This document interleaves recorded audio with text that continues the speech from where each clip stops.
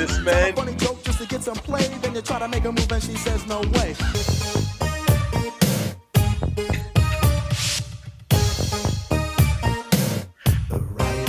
Oh, man.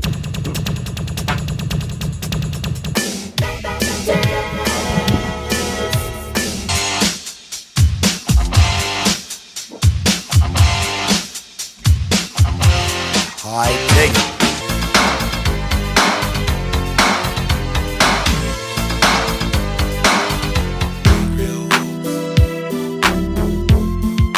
All right. So, I don't know why Kathy Ireland came up last week. Well, she did. And then I saw a snippet on YouTube. I guess the computer's listening to me. Yep. Of her appearance in Naked Gun comedy. So then I was like, okay, what time of year was Kathy Ireland at her peak? And that cover was 1989. And so I was like, okay, let's go and see what music came out in 1989. And each of those tracks that you just listened to were on the Billboard Top 100 in 1989. What a good time, huh? Yes. Oh, man, listen. Again, let me remind you, since you seem to have forgotten AOH, about Kathy Ireland, why she was brought up in the last live stream is because we talked about, the entertainment factor of watching basketball, and you talked and brought up about watching a good-looking woman playing basketball and missing all of these shots, and someone brought up Kathy Ireland in the chat, so I shouted them out for bringing up Kathy Ireland, a name that we hadn't heard since the late 80s, early 90s, when, like you mentioned earlier, she was in a heyday. Once again, man, we are back. Me and the Czar, the video footage. Shout out to all you guys that are already out there in the chat, man, that continue to come through and support our live streams, even though we talk about funny, goofy stuff sometimes, and we go off topic and we rant about, angry old guys ranting about stuff. I see you guys out there. Shout out to Mountain Skies, Roxanne 23, Mr. Chicago Bulls 96, Renee 43, of course, Rock Stefani, Go Fly, Chris Garcia, Purebred Blood YT. Shout out to you. Shout out to Meg for coming through as always. Hey, Dallas is in the building. We haven't seen Dallas in a while. Speck of Fantasy. Mick Zuggins is in the building as always. Callie Young. Shout out to Fancy. Thank you for coming through as always. King Speech Row. Of course, the real Siberius. Candle Guy FX.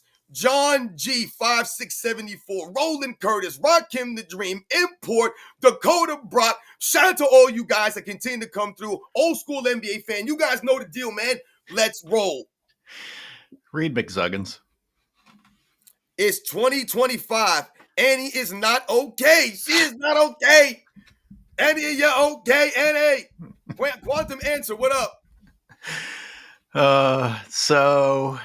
Yeah, John, I'm gonna say as great as Kathy was, I think Elle McPherson was probably a little bit more formative for me during those years. I don't know. pretty good either way. I remember there's the movie Jumanji. They redid Jumanji with Dwayne Johnson and Kevin Hart. It's called Welcome to the Jungle or whatever, right?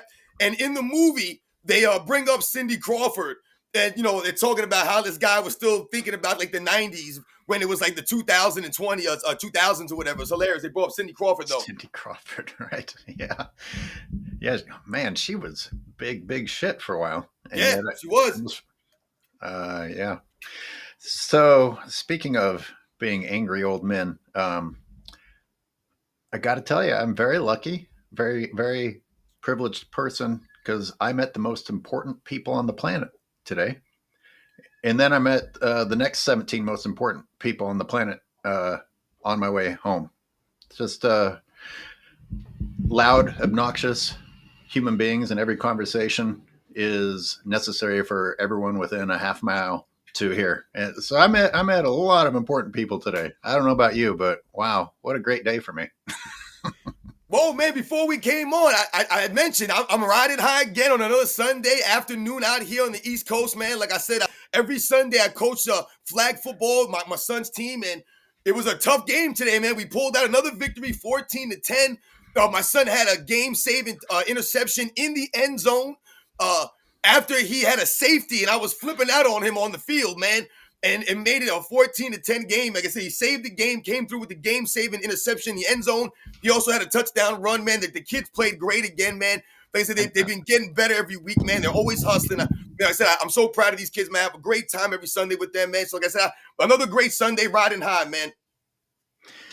Meg, it's been watching the 91 season. Yeah. That super team was not that super. Which is that's what you and Karceno were going back and forth about. Like you and Karceno have something going on. We'll get to that in a second. I want to say welcome Dallas back to the show. I haven't seen you here in a while, Dallas. Got some things on your chest, not chestnuts, I hope. We'll get to you. We'll have you call in. Yeah. All right. Well, we might as well get to the Karceno thing. I know I saw a little back and forth. Isn't Karceno on our side of things usually, or what's going on there? Well, listen, shout out and much respect to all the people out there that have been watching my videos, my back and forth with Karceno for life. And I don't know him personally, and I've never been subscribed to his channel. I've seen some of his content. Like I said, when I first came on YouTube, he was one of the channels that was coming up for me as suggested content. He's a big time platform, has a big time platform on YouTube. I believe over 200 and something thousand subscribers. And yes, AOH, you're on the money. As far as the LeBron James side of things, yes, we all see eye to eye on that. Karceno agrees with basically everything that we talk about with the LeBron James stuff. So yes, as far as that goes, me and Karceno see eye to eye. The problem I have with Karceno, or the problem I guess that's developed here, is what he said on a live stream that he did maybe like a week or so ago in relation to the Pistons in 1989 and Michael Jordan and the Chicago Bulls. And I don't have a problem with Karceno's opinion. I have absolutely no problem with his opinion if he believes that the 1989 Pistons are the greatest team of all time and that Michael Jordan's Bulls can't touch them. I have no problem with that opinion. My problem always was what, guys, is the explanation for these people's opinions, how they're backing up their opinion. And when you back your opinion up with emotions and you start making claims that Michael Jordan was a manufactured champion, that the Bulls were made champions by the NBA, he actually called Michael Jordan and the Bulls propaganda, media propaganda. That was the exact wordage he used. So when I hear you say things like that, the LeBron James stuff has nothing to do with this. This now becomes a factual conversation because now you're trying to crap on Michael Jordan and say he could never beat the Pistons. The only reason he beat them is because the NBA wanted his team to win. And I do not agree with it. I think he's a fool for saying that because in his live stream, he said, I challenge anybody to come and tell me what Chicago Bulls team is beating the 89 Pistons. So was he saying that like at the beginning or for all 6 rings? Or just he says any Chicago Bulls team, you pick any Bulls team, they can't touch the 89 Pistons. And like I said, if he thinks that, that's great. He can think that. You can think the 86 Celtics are the greatest team of all time. I've never made a claim that the 96 Bulls or the 91 Bulls or the 98 Bulls or the 92 Bulls are the greatest team of all time. I've never made a claim on my channel about this stuff. I've said that I think that some of these Bulls teams are some of the greatest teams of all time, but I've never made a claim about this. It doesn't matter. You can have a favorite team. I said, what? You must be able to explain it. If you believe that the 89 Pistons could beat any one of those championship Bulls teams, that's great. Explain it to me. Because what I said to him is this. If you're telling me that Michael Jordan's not that great, he's only manufactured through the media, through the NBA and the referees, and they wanted the Bulls to win, and he wasn't really that great. The only way he got past them is because the referees helped him or whatever he's trying to claim. If you're going to say those kinds of things, and I look at the 1989 series, and I talked about it in the video, the Bulls lost to the Pistons in 1989, the team that he's saying is the greatest of all time. And in that series, they lost 4-2. The Bulls were up 2-1. And going into Chicago for game 4, the Pistons shot 45 free throws and the Bulls shot 27. So if you're going to sit there and tell me that the media and the NBA wanted Michael Jordan to ascend into a champion, then why would they not give Michael Jordan the help when he's up 2-1 in Chicago in 1989? And somehow, some way, the Pistons had almost 20 more free throws than Michael Jordan's team. In that series, Michael Jordan was called for the most fouls on both teams, more than Bill Laimbeer, more than Dennis Rodman, Joe Dumars, John Sally. He was called for 25,000 that series, more than anyone else. So once again, if Michael Jordan's able to win 2 games off the 89 Pistons and his best teammate statistically is Craig Hodges, you're telling me that Michael Jordan with the 91 Bulls and a developed Scottie Pippen and Horace Grant and some of these other complimentary guys, they can't beat the 89 Pistons? That's laughable. What's the propaganda part? I mean, I don't understand. I mean, the NBA made Michael Jordan work his way up. So it's not like he was the chosen child and they immediately granted him success. So I don't understand the propaganda. Couldn't the NBA have decided that they liked Isaiah Thomas and gone that direction?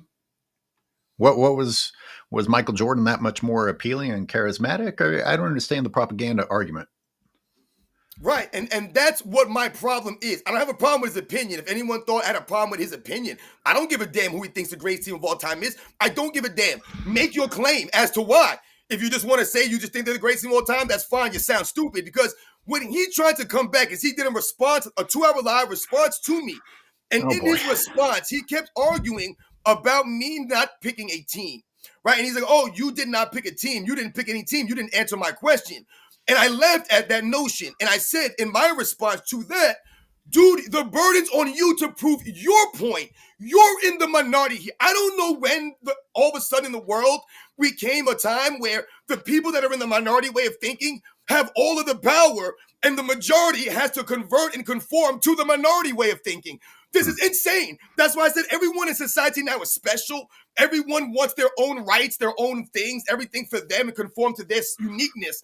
Just because you think the 89 Pistons are the greatest team of all time and the Bulls can't touch them, that's a minority way of thinking. And I polled 1 million people right now and I asked them, are the 89 Pistons, not the Chicago Bulls, are the 89 Pistons the greatest team of all time?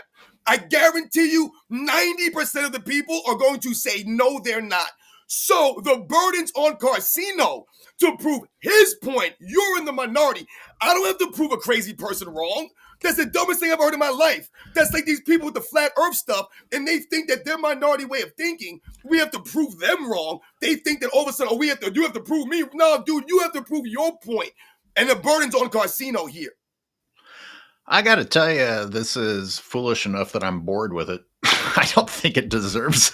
That's what I said. I said, this dude's really standing on it and trying to die on this hill. You gonna die on that hill, Karceno, and talk about Michael Jordan ain't earned it? He tries to make it seem like Michael Jordan did not earn it out there on the basketball court. That's laughable, man. How's this even on his mind? Is he getting he's paychecks? an Isaiah Thomas fanboy. So he loves Isaiah Thomas, and he has to stand up and do all this stuff because of Isaiah Thomas, man. It's crazy. I see. Interesting. Is he a Detroit guy? Is he from Detroit? He's from Chicago. He's a Detroit Pistons fan because Isaiah Thomas from Chicago. He's a Bears fan, apparently. I don't know what he's doing. Why would you knock and tear down a Chicago Bulls team that helped your city out? He claims Michael Jordan didn't do nothing for the city of Chicago. But like you said, we can move on from his topic because I hit him with the facts. I educated him and his fan base, and they know this. This is nothing more than that. That's what this was about. The LeBron James stuff is whatever. So let me read a super. Before I get to the new super, Mr. Shanny had commented that I didn't read it last week. I think I put it up on the screen, but sometimes when Robin's on a roll, can't always fit in all of them. But Mr. Shanny had asked if I was going to do any more reaction videos. And he specifically said 93Z. Well, I just happened to watch Eddie TV. And so I reacted to that. And I see Eddie TV in the chat. Hello, welcome. Welcome to the live. Oh, for real? Yo, shout out to Eddie TV. I did a video on the Marcellus Wiley stuff, and I meant to shout him out in that video, and I completely forgot. And I normally always shout the people out. So shout out to Eddie TV and the work that the video that he did, man. Thank you very much. Much respect to you, man. There is a question to you from Beer and Joints. Oh, yeah. Shout out to Beer and Joints, man. That's a hell of a combination right there. Robin, when will Dart, Hoop God, Rex, OG, and Judge come back to the show? Yo, that's a great question. Dart has some technical difficulties. with his channel, unfortunately. I don't know if he's still on YouTube or if he's on the platform. Hoop God, I don't know what Hoop God's going on with Hoop God. I know he's very busy. He had just started like a new career, I believe, Hoop God. So much respect to Hoop God and the work that he's been putting in his personal life, you said, on his professional career. Rex, Rex, man, if Rex ain't with Dart, we probably won't get Rex. OG, man, that's another great one. I don't know about OG. I mean, you bring up some great names, Beer and Joints, and Judge, man. I haven't heard from them in a minute. Judge and OG, those are some of the originals from back in the day. Yeah, shout out to all those guys, man. I was going to say, I don't even know the last two. Yeah, they're from the original crew. Back when it was just me, Rex, Dart, NNB. You had OG on there. You had my man, the bearded Minnesotan, and you had Judge, SP. So shout out to those guys. Thank you, Beer and Joints, for mentioning them. We try to get guys to come on, but Sundays is hard for a lot of people. And I get that, even for you guys. That's why we and AOH appreciate you guys coming to the live streams, because Sunday is a day for people to relax, chill with their families. Maybe you guys want to watch football right now, not listen to me and AOH talk about stuff. So that's why it's very humbling that you guys continue to come through and spend some time with us on a Sunday. Like I said, either the morning or the afternoon, whatever it is for you guys. So it's hard to get guys to come out on Sundays anymore. And like I said, Dart has some technical difficulties, man, and it kind of jacked us up, man. It really did. And another super coming through. Was there a time you guys respected or liked LeBron? That's a great question. I feel like I've answered it quite a few times, because one of the fanboy go-tos is that LeBron was hated, and LeBron, whiny bitch himself, comes on and says, "Oh, to be honest with you, everybody wanted me to fail," when everybody wanted him to succeed. Just amazing, the whiny shit that comes out of his mouth. That's okay. I'm sorry. Go ahead. Well, I'll summarize. No, I was excited to see what he was capable of, and I actually wanted to see someone who could take on Kobe, which turned out he wasn't capable of doing. But I thought with his size and athleticism that maybe he could, be the one to do that. And I would say that I particularly stopped liking LeBron when I watched him stop trying on the basketball court, in 2009 and 2010. It was before Miami. It started before Miami. And it wasn't because I didn't even know he had chosen one tattooed on himself and all that crap back then. I didn't know all that egotistical crap. So that wasn't even playing a factor in it. You said some good stuff, AOH, right there. And shout out to Xavier the God for asking that. That was a great question. I don't get asked that question often on my platform. Maybe people do, and maybe I've never seen it. But when that's a loaded question. When we think about LeBron James, if I think about LeBron James, and we talk about a word like respect, and we talk about liking somebody, I told you don't have to necessarily like somebody to respect them. The thing about LeBron James when he first came in the league is he had all the hype. So a lot of people didn't like him because of the hype, but I didn't really have a feeling any way about him. It was, when he came in the league, and you think about it, in 2004, we had just watched Michael Jordan finish playing, right? He left for the Wizards last year. So we had that kind of whole thing going on.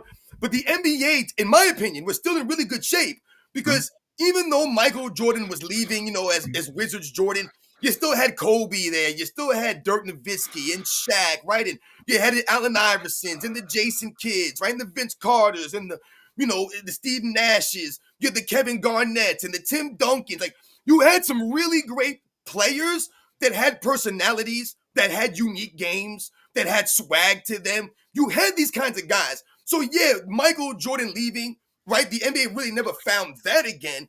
But the NBA is still in a great place. So when LeBron James comes in, I don't think I looked at him like, hey, we need this guy to lift up the league or be that dude, because other guys were that dude. I hate when I hear Nick Wright and some of these guys like Shannon Sharp and Kendrick Perkins.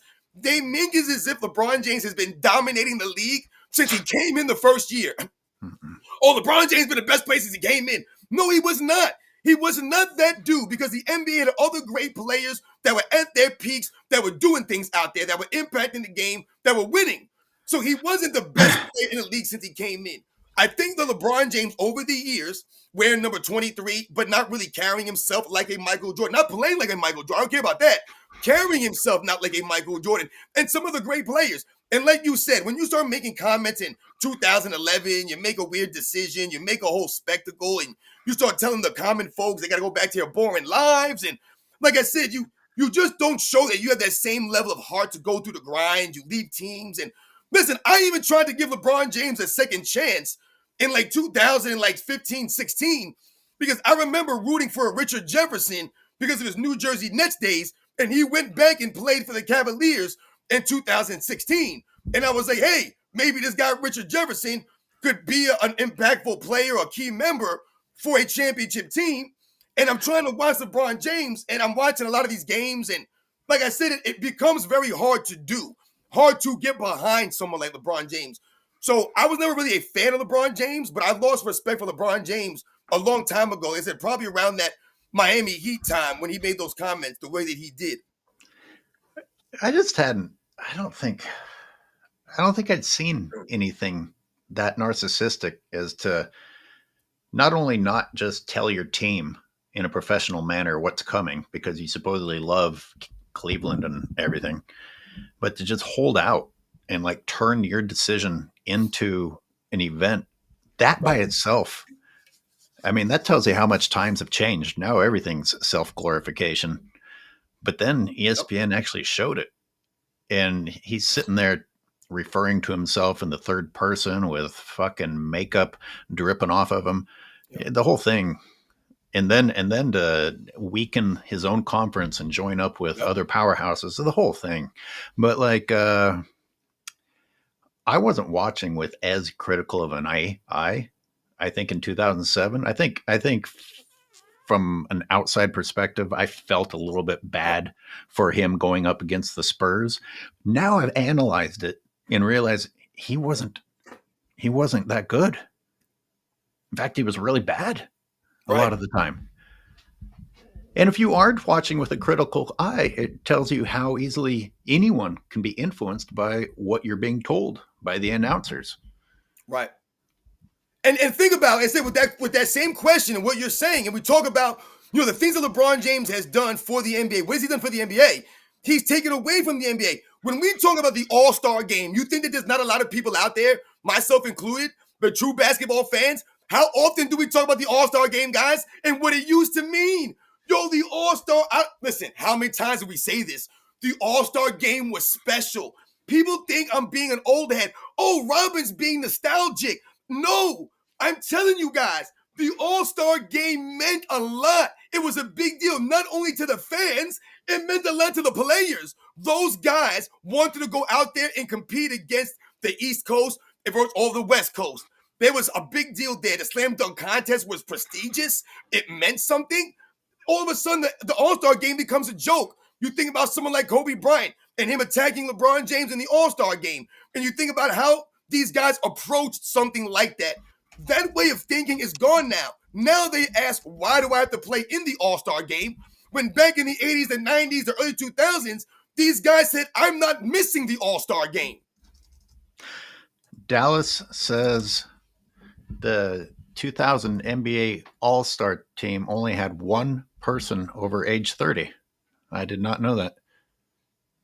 Wow, that's crazy, man. I mean, listen, and when you think about the NBA from the late 90s into the early 2000s, I've often told people, you know, when people say that, you know, the NBA got really defensive in the late 90s, early 2000s, it's not just about the defense, you know, being different or being ratcheted up or being more physical.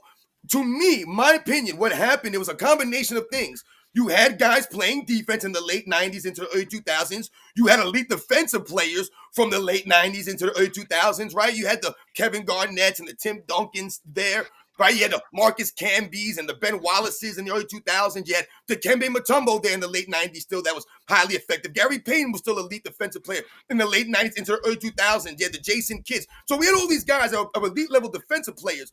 But when you combine that with the way that the NBA was drafting players in the late 90s and the early 2000s, they were starting to draft guys off of potential. So the guys that they were drafting, they weren't necessarily NBA ready. So to me, the game it was the offense wasn't caught up to the defense yet. The defense was greater than the offensive players were, because you had guys that were coming in that were just doing or being their off athleticism. So you had a lot of these guys that were high flyers or slashers, but they didn't really have fundamentals yet. Their games weren't really fully developed because they're drafting these guys after 1 or 2 years in school and based off of what they can become. That's what you had happening in the late 90s into the early 2000s, which to me developed into the era being the way it was. I don't know if that's correct. I'm looking at 2000, and that had Karl Malone and John Stockton on it. They both had to have been over 30 by then. What, the 2000 NBA All-Star team? Yeah. I don't know who was on the All-Star team in 2000. I don't even know who was on the team in 2000. I know, on like what team? On both teams? On both West and East? Yeah, I'm looking at all of them, and those are the two oldest people that stand out to me. Well, yeah, they were definitely old, past 30 by then. They were damn near 40 at that point. They were probably like 37, 38 years old at that point. Maybe I didn't read the thing correctly. He said one player, right? Or the All-Star team or the NBA All-NBA team?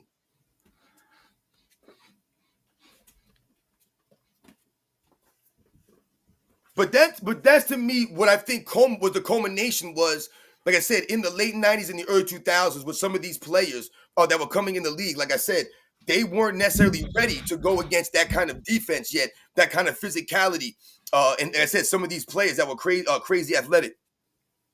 So Real Siberius with a super chat, thank you, says, I came back to the NBA indifferent to LeBron. He ruined it the first game I watched him play in. He flopped, whined, and had terrible fundamentals. Yeah. And that's not his rookie year. It's just the year that you came back, right? The first. So it's not necessarily, he's not necessarily talking about his rookie season, I think.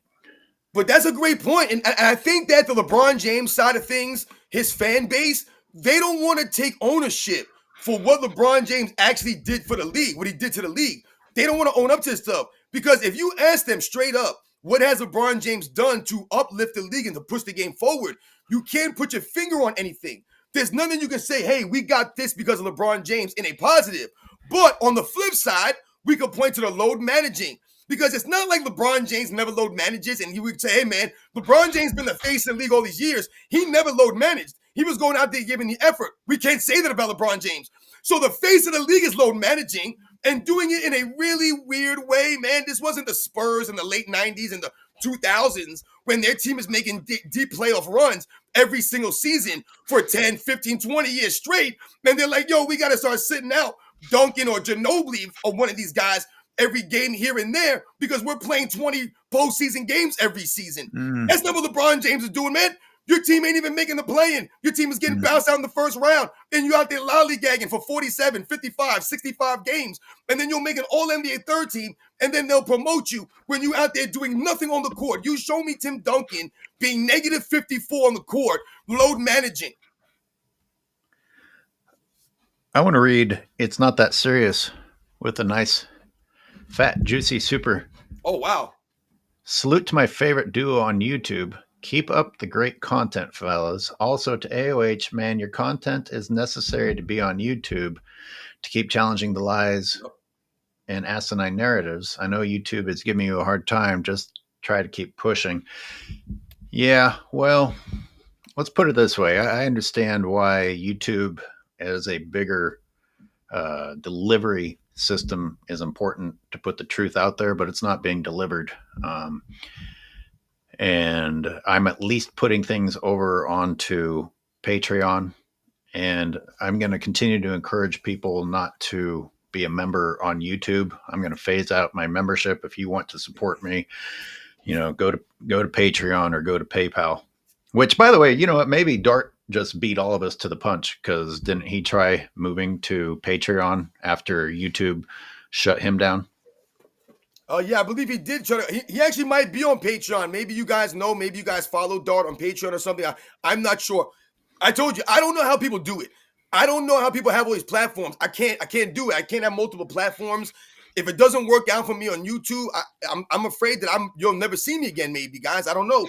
So I don't know. Like I said, that's why I never get too involved or wrapped up in money or how much money I made or didn't make or how many subscribers or views I get every month or every week. Not really wrapped up in those kinds of things. To me, it's just great to be on this platform. Like I said, to be making videos for people to actually know who I am out here in the community and put some respect on my channel. You know, when I had this back and forth with this guy Karceno, he at one point in the beginning, he acted as if he didn't know who I was. And the funny thing about that to me is I'm not saying that my channel's big or I'm special or I'm someone important or any of those kinds of things. But people know who I am because my voice is loud. And once again, I'm putting out the facts here and my content is consistent. I'm dropping videos, not maybe every single day, but I'm dropping out a lot of content. I have over 3,000 videos. But he said in his live stream that people were hitting him up, telling him to respond to me. So if that's the case, then you had to know who the hell I am. He came on the live stream acting as if he had to look up my channel to see what my name actually was. And then he tried to make it seem as if I'm a fitness guy that talks about sports. Nah, my man, I do both. That's why it's called sports and fitness rants. That's why I call them a fool and a clown. Don't act like you don't know me, man. You know who the hell I am. Your people are telling you about me. Don't act stupid out here. So Rise Above Anything says, Paul Pierce said LeBron James can rebound like Rodman. Shake my head. I mean, that's not just asinine, but I don't know if I've seen LeBron rebound like Rodman once. And I've looked at a lot of footage. It would stand out to me because I would probably get upset. It'd be like, oh shit, he actually has one good rebound to his name. You know, have you? We're gonna play the 2020 rebounds from Game 3 today, by the way, because that shit's got me traumatized. I saw that video. Listen, LeBron James is a mediocre rebounder, guys. If we're talking about rebounding, then we have to look at your positional rebounding ability because rebounding is different for every position. You don't expect certain positions to get certain amount of rebounds or to impact the game rebounding. That's why when we see guards like Jason Kidd, the Russell Westbrooks, someone like Fat Lever, you know, some of these point guards that can rebound, that's why they stand out because rebounding for a guard is not something that you often see them being able to impact. When you think about the positional rebounding of LeBron James, I've said this many times, LeBron James, they'll tell you, is the greatest all-around player of all time. He's not even a top 5 rebounder at his position. But they'll call him an elite level rebounder. LeBron James, at the size that he is, at the athleticism that he has, to average 7 rebounds a game for your career. It's not just that. Look at the offensive rebounding or lack of offensive rebounding production from LeBron James. It took this man like almost I forgot how many 100 games that Michael Jordan to pass him in offensive rebounds. It took this man like 10 more seasons. It's laughable. He cannot rebound the ball. We see Steph Curry stealing rebounds from LeBron James. Yep. Steph Curry gives more effort at rebounding than LeBron James does. We're talking about consistent effort. This is why LeBron James' numbers are so pathetic because you're not consistently hustling on the glass. You're standing around. I tell you guys all the time, look at some of the great rebounders just at the small forward position. You're talking about the Elgin Baylors. You're talking about the Larry Birds. You're talking about the Dominique Wilkins, the Dr. J's. Scottie Pippen to me was a better rebounder than LeBron James at that position. We're talking about guys like Dominique Wilkins to me was a better rebounder at that position. Sean Marion at that position was a better rebounder than LeBron James. These are just some guys at the top of my head that I know that I can think of that were greater and more effective rebounders than LeBron James just at that position.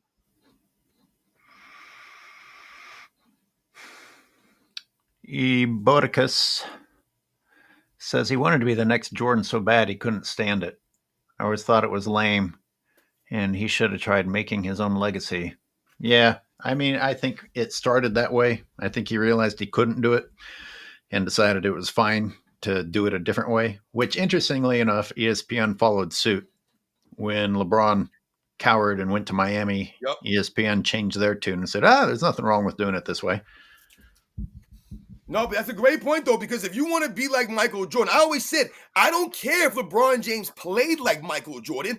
None of us cared about that The same thing with Kobe Bryant. I know a lot of people didn't like Kobe Bryant originally because they thought that, they didn't like him trying to imitate or copy Michael Jordan, right? We get all this stuff, right? So some people were turned off originally. But the thing that earned Kobe Bryant or earned the people over about Kobe Bryant is they saw how authentic he really was, though. This was authentic for him. It wasn't him trying to be a wannabe, right? He did it like he wanted to be like Michael Jordan, but at the same time, he did it his way, and his work ethic and the way that he went about his business, people respected this. So he earned that respect, not only from the fans, but from Michael Jordan himself. LeBron James copying the chalk toss, wearing number 20, not even Kobe Bryant wore number 23. When you do all those things and you talk about how Michael Jordan was Black Jesus when you were growing up and how all of these things, Michael Jordan was all this to you, but then you go out there on the court and you do everything the opposite of the way he carried himself, it's really sad, like I said. McZuggins with a super. Thank you, sir. LeBron James has 159 million followers. Average viewership 1.53 per game, a million per game. Roughly 0.97% of his followers watch him play. No witnesses. Yeah, it's an interesting thing happening with human beings. Happy to blindly continue with their cultish behavior. I don't understand how belonging to a cult became so important that you don't care about reality. Yeah, you know what's crazy is I saw someone in the chat earlier put something about Too Raw for TV did a video about some comments that Kendrick Perkins made about Derrick Rose being bigger in Chicago than Michael Jordan. And listen, I'm not from Chicago. I wasn't born there. I don't have my ear to the street, so to speak, in Chicago. But I do know about what was going on in Chicago in the 90s. And there's never been any athlete bigger in the history of sports, in my opinion, than Michael Jordan was in the 90s, not only in Chicago, but in America, man. This dude was everywhere. Everywhere he went, people followed him. He couldn't go anywhere. So if they want to say Derrick Rose is bigger in Chicago, I don't know if that's accurate in the sense of what they've meant to Chicago. But yes, if Derrick Rose is popular, it's because of Derrick Rose and what he did. It has nothing to do with him being bigger than Michael Jordan to me, because Derrick Rose was never on that level, ever on that level. Derrick Rose was a battler. People liked the way he played. Right. So, he's earned the respect, Derrick Rose. He gets mad love in Chicago. But Michael Jordan, remember, is Chicago. Whenever people think about the Chicago Bulls, they think Michael Jordan, not Derrick Rose. What he did for the Chicago Bulls. I'm not saying that Michael Jordan down in the streets with the community. I don't know what Derrick Rose does. Maybe Derrick Rose is down in the streets with the common people, putting the work, doing stuff. Derrick Rose is a very well-respected basketball player in person. So no disrespect to him. But to compare what Derrick Rose means to Chicago versus what Michael Jordan meant to the city, it's like I said, it's not comparable. Rise Above Anything says, what I love about your channel, Robin, is that you keep it 100%. And Lomo, Hey, no. What's up, Lomo? I don't know what is happening with all these ex-players. Everyone wants to be as good or better than MJ or Kobe, Pierce, McGrady, KD, Pistol, Shaw, Draymond, better than Rodman. And a happy belated birthday to you from last week. Yeah, shout out to Lomo12 for coming through, because that is such a true statement when we talk about these ex-players and how they're talking on microphones these days. I get it that these guys are professionals. They have a lot of pride, right? And you have to have a certain level of confidence in your abilities and who you are to make it to the highest level. We all understand this kind of stuff. But when you get on a microphone and you start talking about how great you were, when you start trying to rewrite history or pat yourself on the back, that's when people are forced to actually put perspective and context behind what you're trying to say, right? When you think about Scottie Pippen, Isaiah Thomas, Paul Pierce, who just came out and made some crazy comments of, about he's just as great of a scorer as a Michael Jordan, or that if you take away Jordan's athleticism, he's more skilled than Jordan and all this other stuff. It's really sad and laughable. Instead of these guys just being humbled and them being like, hey, you know what? I was a great scorer, or, I felt like I could do X, Y, Z, but I don't really know if I'm on the level of some of these guys. If you say something like that, then what that does is it forces people to then talk you up, because you're putting them in a position to say, hey, man, well, don't shortchange yourself or X, Y, Z. You could do this better than this guy, or I thought you did this better than this guy. And now people are the ones talking about you. not you talking up yourself. Because like I said, now that forces us to come out there and set the record straight, you're nowhere close to a Michael Jordan. You're nowhere on his skill level. You're nowhere on him fundamentally wise. And like I said, for you to put yourself in that conversation, it's really sad. This is what the guys always do. We've gone past people simply not being humble. Now they sneak in compliments to themselves without even being asked. Yep. I mean, listen, guys, we talk about the city of Chicago, and I mentioned the Derrick Rose thing earlier, and we talk about being big. When Michael Jordan got to Chicago, let's not forget who owned that city. And Walter Payton, man, he ran that city, man. Walter Payton and the Chicago Bears were the city of Chicago. I'm not a big hockey guy. I understand the Blackhawks were a really good team and stuff, so I'm not saying that they weren't as significant, but it was the Bears, man. The Bears and Walter Payton. He was the man. So when Michael Jordan came into the city of Chicago, think about the shoes that you're trying to follow behind. Walter Payton, one of the greatest human beings, not just athletes, in the history of the world, man. So I want to look at some of those rebounds from 2020 if you're game. Yes. Absolutely. John G says, Freebounder. Freebounder. And Jerome says, Charles Oakley can out-rebound LeBron. Yeah, LeBron doesn't want anything to do with Oakley down low. We got another super from Roland Curtis. Thanks, everybody. It's a nice super chat day. Yep. I called your show to remind us not only did MJ retire and LeBron get drafted in 2003, but Kobe had a class 3 felony carrying a possible life sentence. So LeBron looked like a hero in case Kobe was done. Yeah, the NBA was facing a lot at once. This is true. Yeah, you had that going on. Like you said, NBA was trying to go after guys like Allen Iverson and the dress code and, the hip hop and the braids and the tattoos and, some of the things that Allen Iverson was bringing to the NBA. So, yeah, there was a lot of things going on in the NBA. Like there was a transition time. Michael Jordan's gone now for good. And like you said, Michael Jordan, to this day, guys, Michael Jordan is still the only MVP to retire after winning that MVP. No other player in NBA's history retires after winning an MVP. Think about that. The person who most people recognize as the greatest player of all time was forced to retire after winning an MVP. I mean, my goodness. A Light in the Dark says, Paul also said that he was a better scorer than Kobe or MJ. So there's that. Yep. Yep. I'm not sure why anyone listens to any of these people, because I swear I've also heard Paul Pierce say it's not even close and that Jordan is his GOAT. I don't, these guys change so often. Speaking of flip-flopping, capitulating bitches, Stephen A. Smith. That was a great segue. Was Stephen A. Smith the first person to blurt out the absurdity that the 2020 championship may have been the hardest? I know he said it, but was he the first? I don't know if he was the first. That's actually a great one, because I remember, like you said, a bunch of people. I remember LeBron James saying it. Some of these guys were actually trying to say that. But remember, Steven Adams put that to rest. Steven Adams made it very clear about how living in a resort isn't that bad, and these people need to stop acting like they were living in barracks in a war zone. It was the perfect atmosphere for LeBron James, who does not like pressure. Yep. Exactly. And who won't go home to his family. Didn't he say something like he felt like he was doing a dime because he didn't get to go see his family? That's also offensive. Pretend like you know what it's like to be incarcerated. Yeah, right. Exactly. That's a great point. Anyways, like I said, that's called lacking self-awareness, not understanding understanding reality, and like I said, having an understanding of the world.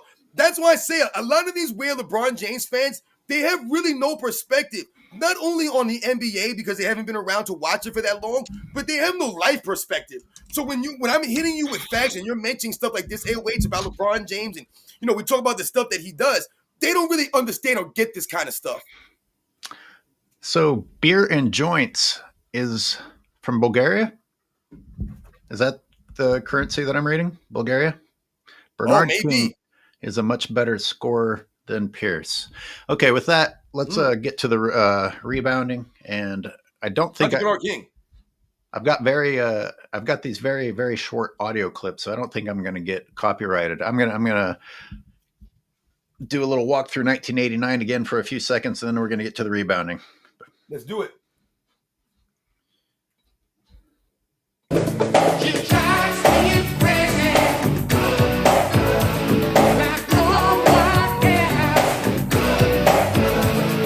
In the city, ladies look pretty. Guys tell jokes so they can seem witty. Tell a funny joke just to get some play. Then you try to make a move and she says no way. The hell up.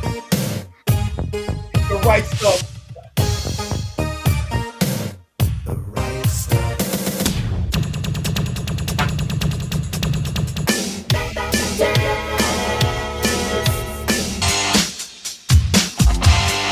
Right. I dig it.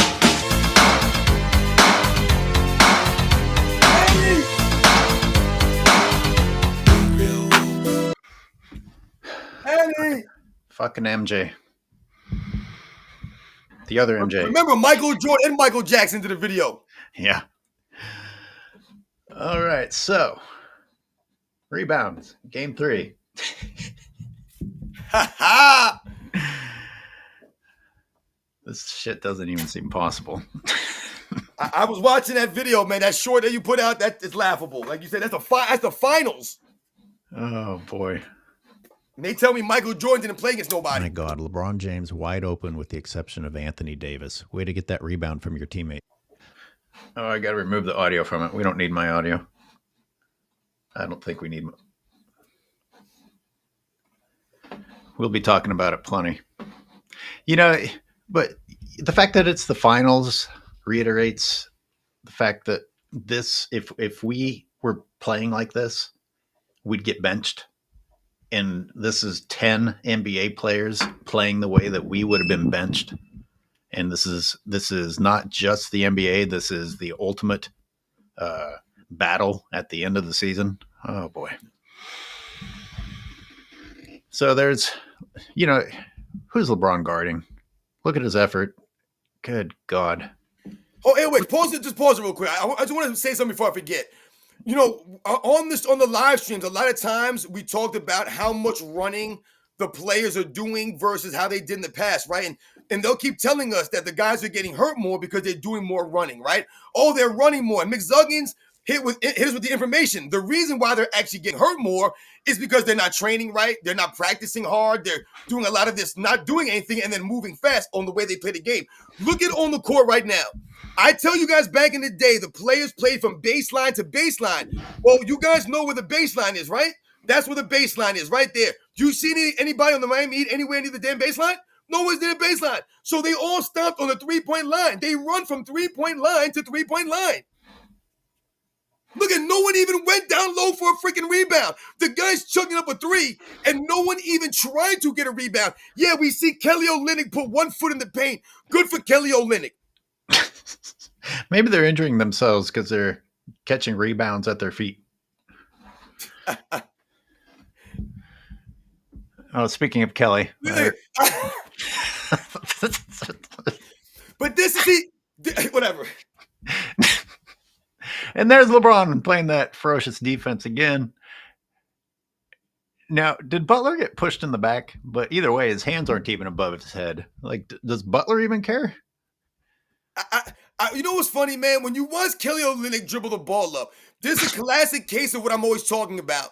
Guys who think they're skilled because they play in this era of NBA that are not skilled to do this. Kelly Olynyk got no business dribbling the ball ever in these scenarios in an NBA Finals, but there he is bringing the ball up and goofing it up.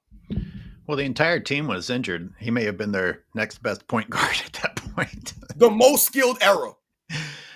Okay, so I see 4 Lakers in this still frame. I see 5 Heat players. I wonder who's missing. Once again, LeBron James never wide open. Yay, there's LeBron. Finals. Thanks for joining after the shot has gone up.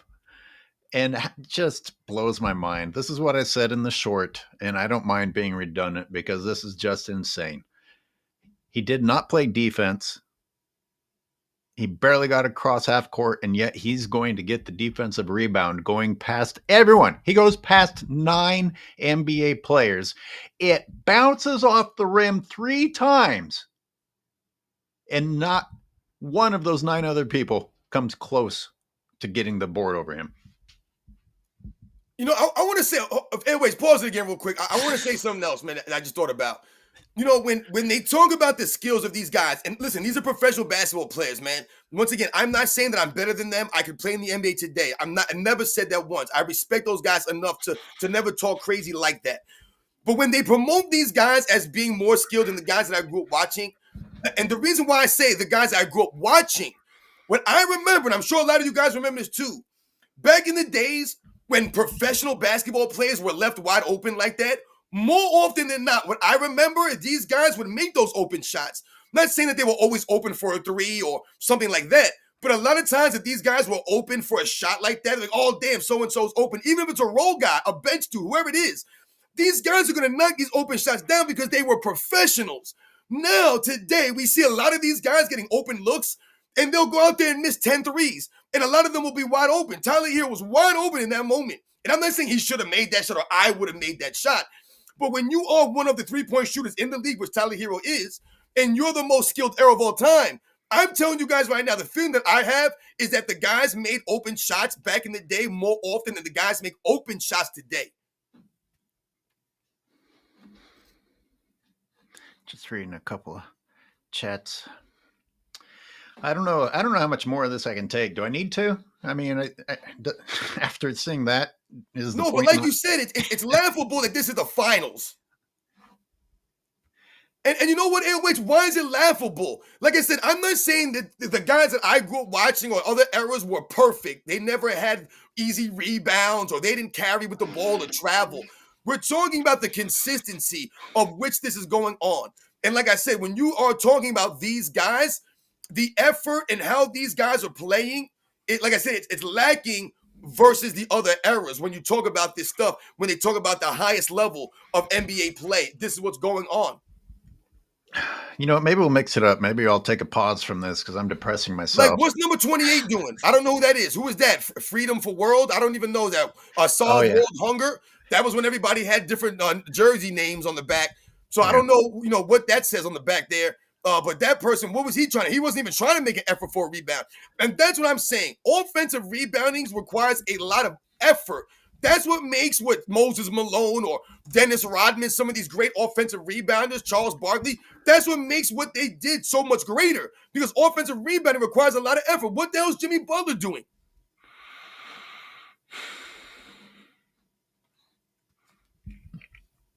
Goodness gracious, man. Goodness gracious. Goodness gracious, man. This is supposed to be the highest level. Remember, they're telling us the bubble was the hardest championship ever won. You shouldn't see this in any game. Any game. You shouldn't see this in preseason. You're telling me that Jerry West was going against harder or easier competition than this? The hell he was. So I put the call-in link up if you want to call in real quick, Dallas. We'll mix things up a little bit. And I see another super. I better get to this super here. How often do we see players standing flat-footed with straight knees? Really fucking often. You never used to see that. What happened to suicides until you wanted to die? Yeah. Yep. Good point. Good point. And by the way, speaking of, oh God, it never ends with today's NBA. Kevin Durant with a comment about defense is easy. Anybody can bend their knees. Oh, I'm making a video on that tomorrow. I am. Oh boy. I wrote those comments down word for word. Kevin Durant, my man. This is coming from a guy who never made an all-defensive team. He's talking about defense. Dude, shut your mouth. You know nothing about defense because you was never that dude. Uncut, where are you? Uncut, are you here? Uncut, there's your next video, sir. Yep. That's a good point. Uncut Hoops, man. Shout out to Uncut Hoops. Definitely needs to do a video on those comments because that's craziness. This is what we're talking about. These guys don't care. If Kevin Durant actually played against 90s era defense, some kind of physical style of defense, even the early 2000s defense, he would struggle, man. He would be in for a rude awakening. So he could talk all he wants about defense don't matter like that. It's about putting the ball in the hole. How you gonna put the ball in the hole when dudes is on you? When dudes is making you really earn it? When they're putting bodies on you? When they're making you think in your mind, do I want to go in there and get hit again? People could clown these guys all they want as just guys that were brutes or guys that just beat up people. Nah, man, that's called intimidation. That's called making you think about it. That's making you earn it.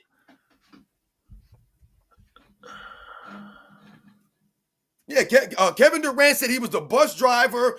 He was the wheels. He was the axle. He was the engine. He said he did everything for the Warriors in 2017-18. When they tried to say he wasn't a bus driver, he was a bus rider. He came out and made some comments about that, about Charles Barkley's comments. He said he did everything for the Warriors. He did everything. He was the brakes. He was the wiper fluid. He was everything for the Warriors. He was so much for the Warriors that they won 2 championships without him on the team. You know what I'm going to put up, which we said we were going to start doing, is a few more minutes of watching old NBA that would go viral today. Yes. And let's skip past. We did. Oh, Rod Strickland. Shake and bake. Oh, my goodness.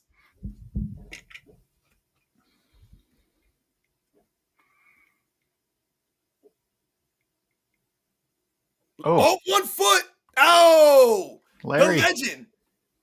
Larry Legend. With no time on the clock. Off the left foot. Do you see Larry Bird doing a whole bunch of weird handshakes? Ooh, that was nice.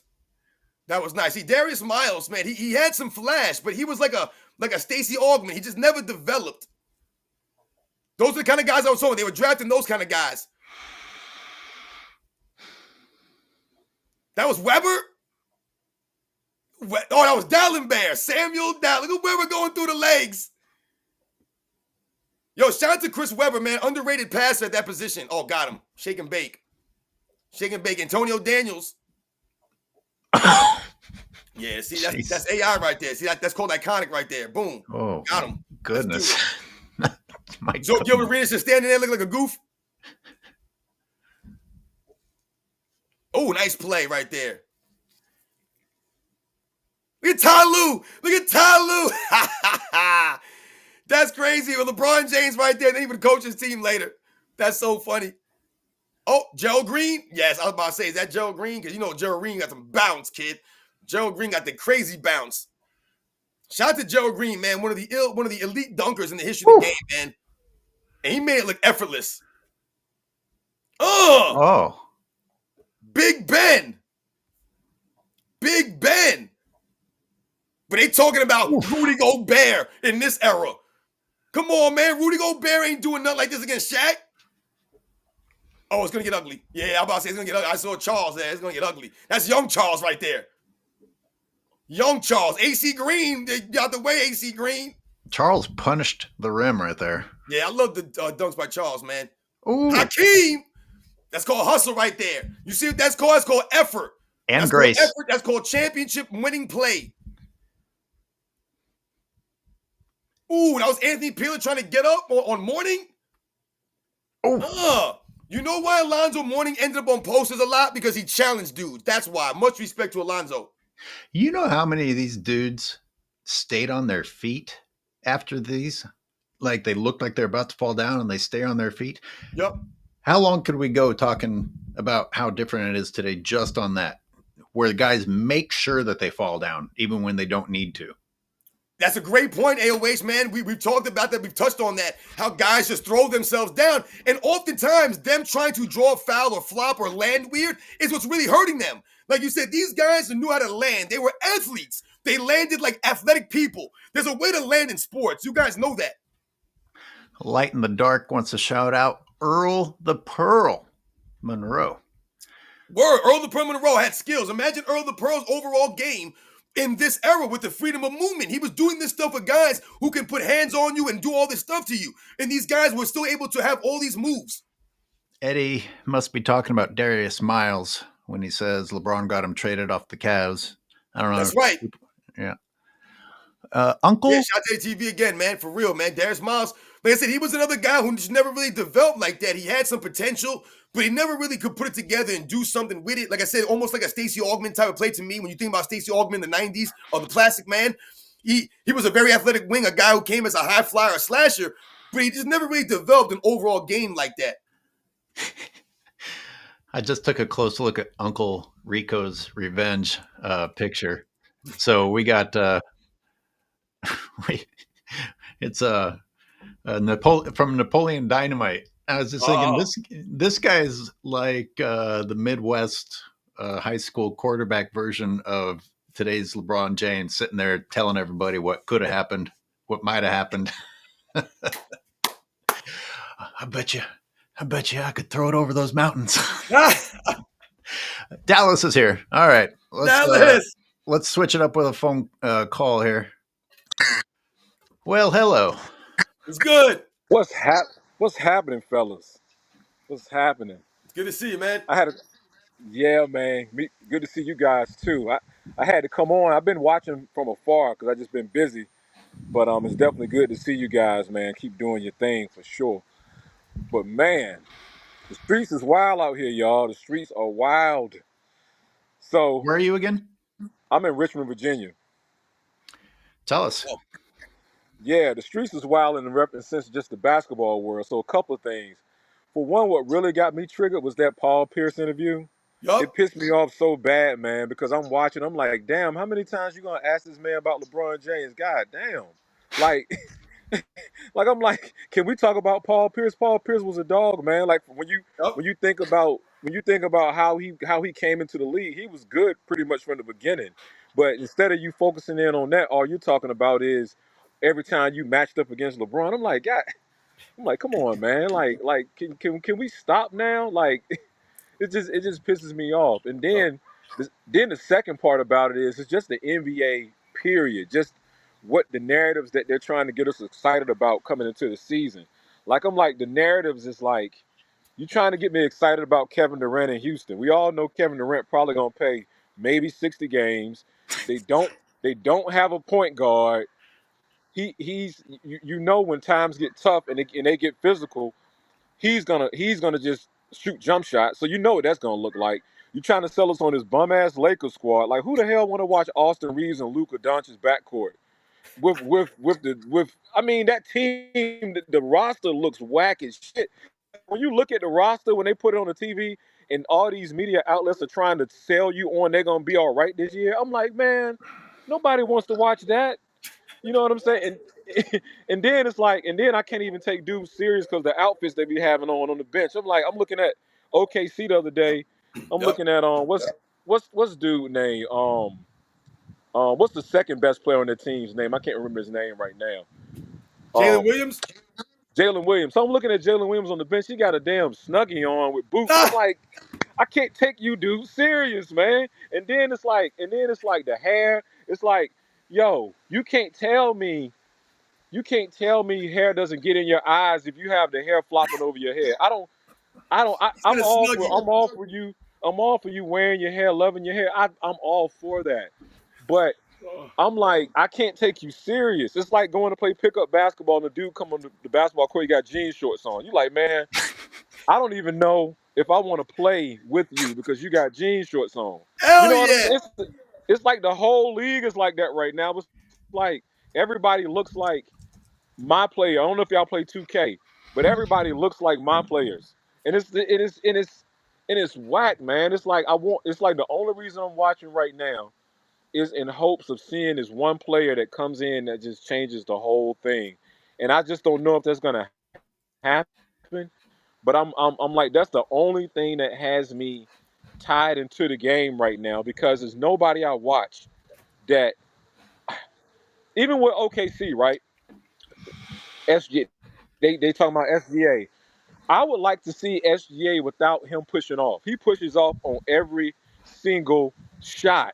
And he gets and then he gets the call. So if you play him aggressive, you're gonna foul out. You know what I mean? Same thing with Jokic. I want to like Jokic, but it's like y'all allow him to play physical, but you don't allow the defender to guard him physically, so we don't really know how good he is. Yep. You know what I'm saying?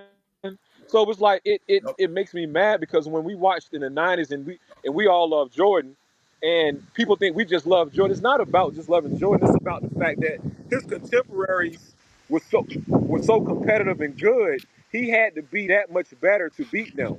You know what I'm saying? Like it was like Charles, but all their team, they had so much pride in trying to win that it wasn't about just Michael Jordan. You wanted them to win too. You wasn't like when Michael didn't win, you didn't have nothing to watch. You Yep. didn't mind watching Detroit. You didn't mind watching Philly. You Yep. didn't mind watching all these teams. But now it's gotten to the point where it's like, if you don't win, Yep. if you don't win a championship, then they just write you off. And it's not about that. You're supposed to win the championship, but you're supposed to compete too. We're gonna respect you if you compete. Even if you don't win, if you compete and we see that you were out there and you just got beat by the better team or they just made the better play, Yep. we cool with that. You know what I'm saying? So it's just for me, it just pisses me off, man. And then LeBron is just like the fact that they keep with the narrative. I'm like, it's 23. Come on, man. It's 23 years. Like at the end of the day, you can't keep getting credit if you're not winning. Yep. When do we start doing that? When do we start giving you credit for just playing? You're Or supposed as to get credit because you win. Yep. or Marcellus with the latest, trying to Yep. make empty stats be meaningful. And then if you point out that he's losing, then he claims that everyone who doesn't win the championship, it basically is a loser. It's just amazing, the shit that we hear. By the way, is this what you're talking about, or is his outfit get worse than that one? Oh, that's another. I ain't even seen that. Oh my I goodness. had a bad feeling that it wouldn't even be there. It gets worse than that. Yo, that's crazy right now. Yeah, Yo, man. Did you yo, see them Dallas, last year? They came out wearing Halloween costumes, and it wasn't Halloween. yo, you made a And you know bunch of what's great crazy, points. guys? What's crazy is I don't. It's like I understand we're in a new age. I want the kid. I'm like this. Y'all can have fun. That's cool, but it's just I don't know, man. It's just it's weird, man. It's like I don't know, man. I don't know. I don't know. I don't know how to explain it. It's just I don't know, man. It's like when in the '90s and whatnot, when they used to wear suits and stuff. They did that because they were like, we grown now. We in the Right. league. You Mm, know what I'm saying? We make good mm. money now. We grown. We you know what I'm saying? We'll wear our stuff, but right now we grown. I ain't saying they got to do that. I'm just saying that it's just a different vibe. It's like the league, as somebody said it before. It's a social media league. The Yeah. NBA has the best social media presence. Yep. So everything has been based off of that. Like if you can make, that's why LeBron is still around because if they keep talking about him, he's going to continue releasing liquors and got a little diamond tooth in his mouth now and all this crazy ass shit. Man, I don't know, man, but that's all. Man. I just had to rant a little bit, man. I thank y'all for letting me spew a little venom, but Yeah. yeah, man, Cool. for sure, Thanks for coming on, man. Yo, no doubt about it. that was great stuff right there, Dallas, man. When you mentioned someone coming to the basketball court in jean shorts and not taking them serious, man, that had me thinking and had me laughing because it made me think about a time at a family barbecue that we had at my parents' house some years back, man. And it was me and my brothers there, and like we always get into a basketball game whenever we have these family barbecues. Always a basketball game, always breaks out. And usually we do 3-on-3, right? We have a little half court thing going on. We do a 3-on-3. So it's 4 of my brothers. So usually my 3 of my younger brothers will be on the team, and I'll grab, maybe a couple of my cousins, whoever's out there that wants to run. I'll play against my brothers. So this guy comes out. He was my brother's wife. It was her family, right? So he's like our in-laws, right? So this dude comes over to the court. He never played basketball with us. He don't know we take this stuff serious, man. We're gonna go out there and compete, man. We're gonna be out there getting scraped up out there on the blacktop. So he came out there with some slippers on. So he said he wanted to play. So we looked at him and we said, yeah, all right, man. We started laughing at him and we wouldn't give him the ball.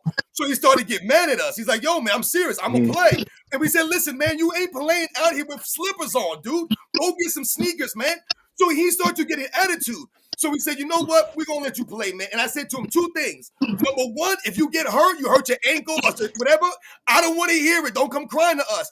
And I said, number 2, you start getting your ass busted out here. I don't want to hear no excuses. I got slippers on, my man. You brought your ass out here. So whatever happens to you, don't be crying. So what proceeds to happen? We played 3-on-3. It's me, him, and another dude versus my brothers. So my brother starts busting this cat down. They start talking trash to each other. And what does he go to? I'm in slippers, man. I'm in slippers. I'm in slippers. So we left and we said, listen, I told you. He was on my team. I said, I don't want to hear this crap from your mouth, dude. You on the court with your slippers. We told you gonna lace them up. You want to make a big deal? And you get your ass busted. Don't start crying, dude. He went and got his sneakers on. And he still got his ass busted. When did this slipper thing start exactly? I know it's been several years, but what is this shit? Oh, Everybody man. showing up to the basketball courts in slippers and like, are you trying to be cool by being nonchalant, or is this young foot therapy? You guys need foot therapy before you go on the court and don't run. I mean, it was so simple. Dude said they be putting their Crocs in sport mode. There is no such thing. No, Yeah. I'm gonna tell y'all No. what it is, and I'll hop off after this. Let y'all do y'all thing. AOH, this is what it is. I realized what it is, man. Because I actually work with kids in art programs and things of that nature. And this generation, they don't never want to look like they're trying too hard. Exactly. So even in basketball, it's like I gotta look like I can beat you even with Crocs on. You know what I mean? It's like that whole attitude. So it's That's like exactly that's the right. whole thing that you're up against when you're What do you talking say to about that? sports now. What do you say? What do you say to that? It's all you can say is my thing that I'm realizing now is that trying to get kids to recognize that, yo, you need to see what you're not being able to see what your potential is. You can't you're satisfied with just being okay with being able to like it's one thing to have fun. You're like, okay, I'm enjoying this. You know you enjoy this now. Now let's see what the potential of this is for you. Like even with basketball, okay, it's fun for you to play in Crocs and see that you can still kind of play, right? Okay, if that's the case, then let's see how far you can push that and see where you can take it is. That's the only thing I can see is to try to convince them to try to see what their potential is in it. You know what I mean? Well, in the short term, there's cowardly comfort in, hey, I didn't give it my all, but Yeah. it's going to come back to haunt you because Yeah. years later, that's not what's going to feel good. You're going to wish that you did give it all. And if you were capable, you were, and if you weren't, you weren't. But like the fact that you never actually gave it your all's what's going to eat you up inside. That's it. Yo, man, we talking about ballers, man. People that play basketball, that go out there in the blacktop, go out there in the courts. You guys know, yeah, you might show up to the court in some slippers. You might show up to the court in sneakers you're not going to play in. I've done that many times, man. I'm going to a court, an indoor court especially. I'm not going to always wear my sneakers that I'm wearing on the court indoors when I'm outside, especially if it's bad weather, it's raining or something like that.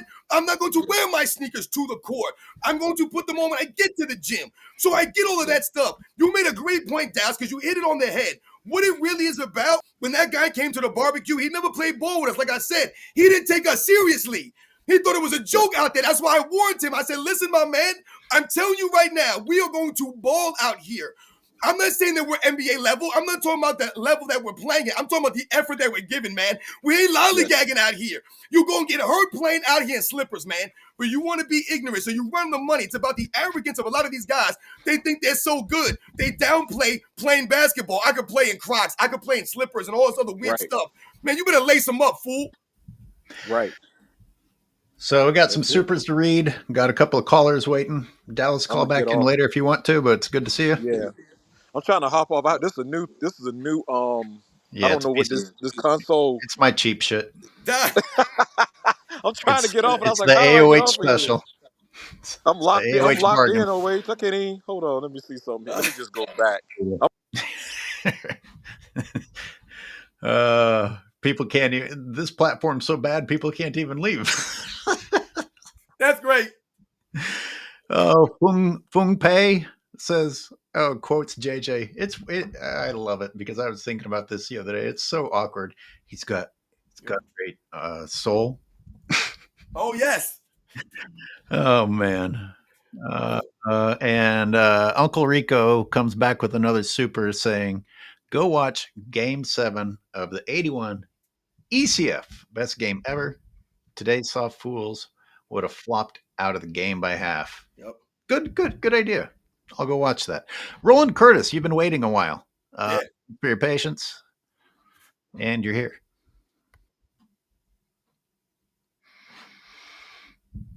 You have to unmute yourself, or I'll try it. Light in the dark. Can I do it or no? Earl, we already said that. Are you there? Roland, can you hear us? How do we unmute him? Did I mute him? Did we mute him or? He should be able to do it. Okay, can you guys hear me? Yeah. Go ahead. Yeah. Okay, thank you for taking my call. I wanted to ask you guys a Thank you question. for all the support, man. For sure. I wanted to ask you guys a question, but before I wanted to make a comment, I think both of you guys, AOH and Sports and Fitness Rants, you both have mentioned that Michael Jordan accomplished so many things that a lot of them are like, you can't really focus on them because they're so much smaller than everything that Michael Jordan is, which is kind of different from other people like LeBron James. And just, for LeBron James, they always magnify the all-time scoring record and that he's played 22, 23 years, stuff like that, one thing that people don't mention is that, when Wilt Chamberlain retired in 1973, he retired with the highest points per game average up to that time, which was 30 points and 30.07 points per game. But when Jordan retired in 93, he retired with the highest points per game average. So that was a 20-year record that stood, and we don't even talk about it because it's nothing for Michael Jordan. So Michael Jordan retired with a 32.3 points per game average, and it's like nothing because it's so small for everything that Michael Jordan is, and that leads me to another conversation you guys had about. I think you guys touched on it about what did the Wizard years do to Michael Jordan. I agree with you guys that it didn't really diminish. It didn't diminish his legacy, but I always feel that they used, whether it's Shannon Sharp and others, if it wasn't for those Wizard years, they wouldn't have anything really to talk about. But they used that as like a hammer to kind of knock Michael Jordan. And I do agree that without those Wizard years, Michael Jordan looked like a deity. Like it looked like he was on God mode. And for the first time, we saw Michael Jordan look human in those Wizard years because he was old. But he still had flashes of his godhood when he pinned the layups to the backboard with two hands and stuff like that. But that kind of gave them, that kind of kicked the door open a little bit. But one thing I wanted to mention was that when Jordan retired, when he came back out of retirement in '93, when he came out of retirement in '95, and he played those 3 years, and his points per game average did go down again. It went down from 32.3, and then '98 he retired with 31.5. But the difference was that he did do a lot of other things, like he compensated for that the decrease in points per game average. He won 3 more championships. He won 2 more regular season MVPs. He won 3 more scoring championships. He won 3 more NBA Finals MVPs. He was again 3 times all NBA first team. He was again 3 times all NBA defensive. So that made up for his points per game average going down. But when he retired in '98 and then he came back with the Wizards, his points per game average goes down again. But this time he doesn't get any of those accolades. So that's what kind of I think made people see, that's Michael Jordan isn't invincible, because he didn't win any scoring championships, he didn't win any MVPs, he didn't win any Finals MVPs, he wasn't all NBA first team, he wasn't all defensive first team, he didn't win the scoring titles, but but that shows you how great he was, because even though his points per game average goes down again, it still doesn't go down below Wilt Chamberlain. He's still the highest points per game scorer of all time at 30.12. So that's something that you can always hang your hat on for Michael Jordan. And I didn't get a chance to see Robin. I didn't get a chance to see your debate with Karceno as far as the greatest team of all time. But I do say, in terms of statistics, the 95-96 Bulls team looks pretty good. Obviously we know about the 72-10 record in regular season. They won the championship. I don't know. People don't really talk about that. They had the best overall combined record in terms of regular season and playoffs at 87-13. Obviously, we know that Michael Jordan won the regular season most valuable player. He won the Finals MVP. He won the All Star MVP. He won the scoring championship. He was All NBA first team, All NBA defensive first team. Scottie Pippen was All NBA first team. He was also NBA All Defensive first team. Dennis Rodman was also NBA All Defensive first team, and he won the NBA rebounding championship. Tony Kukoc was the NBA Sixth Man of the Year. Phil Jackson was the Coach of the Year, and Jerry Krause was the NBA Executive of the Year. So I don't know if the Detroit Pistons in '89 or whatever was able to accomplish all those things. I doubt it, but I know a lot of people just like to look at the on the court play and then and judge that by. But in terms of just accomplishments and accolades, I don't think another team's ever swept from top to bottom, from executive of the year to sixth man of the year. You know, um, and then I just want to leave you guys with this question before I go. So we know there's a minimum age of 19 to enter the NBA, right? And I think you have to be at least a year removed from high school. And what do you guys think about, should the NBA set a maximum age to force certain guys into retirement? Because it's not only LeBron James, but I remember Udonis Haslam. He was active, but they had him as like on the bench. It's like a motivator. So he wasn't really playing, but he was just like some kind of mascot or something. And then Vince Carter, he would have probably kept playing if it wasn't for the pandemic. And Robert Parrish playing in 1997 with the Bulls was kind of sad because he looked like he was too old to play, but he was still out there. I don't know if he was playing for money or if he was playing just to win more championships. But and then you guys also remember Shaq's last years in the NBA was pretty sad. So I wanted to ask you guys before I go, just do you think that there should be a maximum age limit to sports, especially the NBA? And if you do think that, what age do you think that should be? And Thank you, Roland. Oh, I thought he was I think he was rapping. Yeah, I'm going to say no. I don't. I don't want to take decisions out. It's like big government and small government. Make a smart decision as a franchise. If your player shouldn't be on the floor and if you shouldn't be paying him, then I mean, I know it sounds like you're trying to step in and solve bad decision making. Well, what's leading to that bad decision making? Like there's a bigger issue going on that needs to be solved if teams are willfully making bad decisions. Something else is wrong. They either think that player can deliver something for them or there's something shady going on. Yeah. There's a bunch of things I want to touch on real quickly. I want to run through it because he said a lot of things here. Shout out to Roland Kurtz for coming through.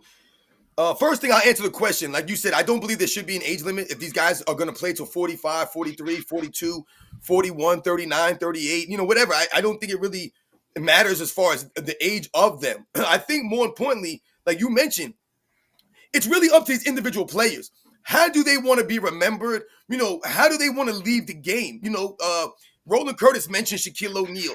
I think we all can agree that Shaquille O'Neal went out, the way that he ended his career, it was kind of, not up to par. It could have finished a lot better, but why did it not finish that way?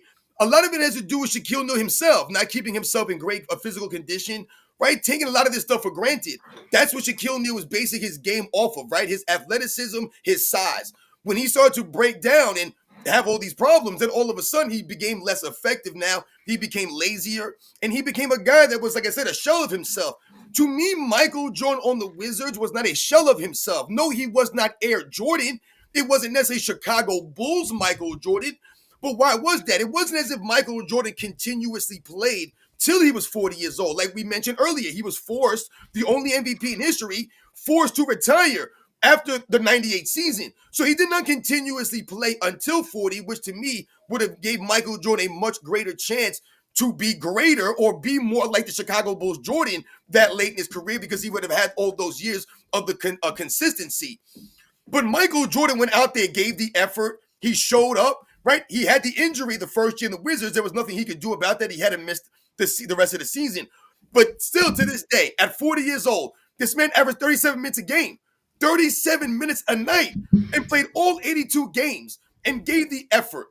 He also mentioned the Chicago Bulls. And I just want to say real quick, I didn't mention a team. I didn't even say the 96 Bulls because I told him, I'll make it easy. I'm not even going to pick the second three-peat Bulls because they have Rodman on it and they're going against the 89 Pistons. I said any Bulls team, 91, 92, 93, I said specifically 91, would beat the 89 Pistons. And I said because look at how competitive the series was in 89 when his best teammate was Craig Hodges. So I said, you're telling me he could lose and win 2 games off the 89 Pistons when Craig Hodges is his best teammate, averaging 13 points a game, but he can't beat them with the 91 Bulls with a much improved Scottie Pippen, a much improved Horace Grant, and a much more cohesive team? Come on, stop it. One thing, I'm sure everybody feels differently about Jordan's Wizards years. You know, the storybook ending obviously might have made him a little bit more of a deity, but there's another way to look at it that some of us probably think was pretty cool, that he clearly was coming back for the love of the game. And maybe he wanted to feel like a mentor to some younger players, because there's no way Michael Jordan doesn't know he's hurting his storybook ending. There's no way he doesn't know that he's tarnishing it on that level. And there's no way he thinks that Wizards team is getting him to the NBA Finals for another ring, you know. And which is very different than what Shaq was doing. Shaq was hopping to teams that were potential contenders and then not even bothering to show up in shape. It's like, I want another ring, but I don't want to work for it, is the taste that Shaq left in our mouth. Remember Patrick Ewing on the Orlando Magic? And I think the no, Seattle I don't remember Sonics? that. I don't remember that. That's what I'm saying. You don't even remember this stuff. And like I said, there's no disrespect to Patrick Ewing. Everyone knows how I feel, and much respect to Patrick Ewing. But this is what we're talking about. Like, these guys, it's on them to know when to leave and to just walk away and be and remembered for who you were. Even Hakeem Olajuwon played for the Toronto Raptors. A lot of people forget about that at the end of his career. They don't remember this stuff. You know, like I said, just hanging around a little bit. But you know what coaches are faced with? They started dealing with these divas and like, Jesus, maybe if I bring this old school dude over, he'll help wake them up. Maybe that is why those guys are getting contracts. They're like, shit, we need some leadership here, or just having a different attitude in the locker room. I don't know. It's almost like they're bringing him in as parents. You know what I remember from Michael Jordan on the Wizards? Let's go right back to that and wrap this up with the Wizards Michael Jordan things. I know some people maybe don't know how to feel about it, right? I'm going to let you know how to feel. I'm going to give you some context and perspective of how you should feel about Michael Jordan. We mentioned earlier the effort he gave, right? Right, 82 games, 37 minutes a night. All right, I want you guys to think about something. What have we seen someone like LeBron James, a lot of these older players look like? We talked about some of these guys bouncing around, chasing rings. Michael Jordan was doing the Wizards. We mentioned LeBron James. What does LeBron James do often? He ducks the smoke, right?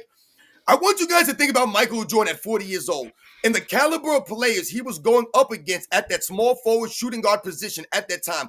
We mentioned last live stream about Kevin Garnett for an entire game was guarding Michael Jordan one-on-one.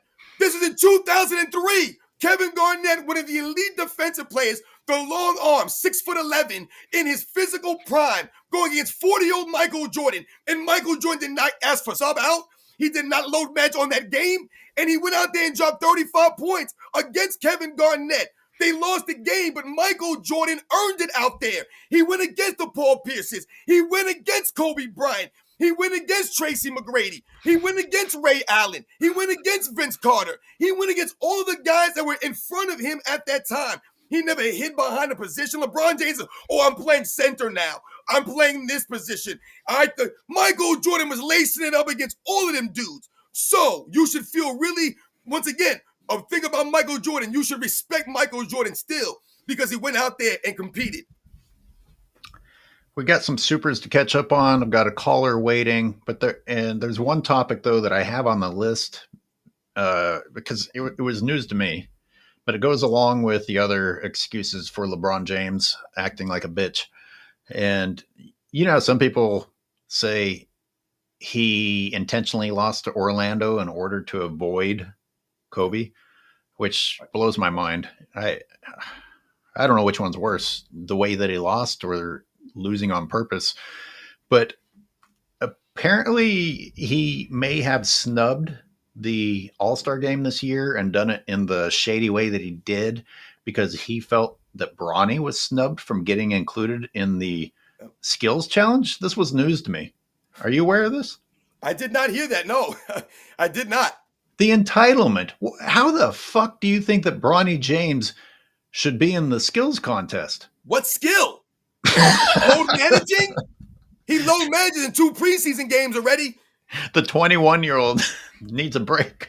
And once again, it was one of those things where they said he was out with a sprained ankle and they were doing precautionary. But when he played the game, finished the game, they talked about the game in the post game. No one mentioned LeBron James Jr. spraining his ankle and then potentially having to look at this. He just ended up on the report right before the game.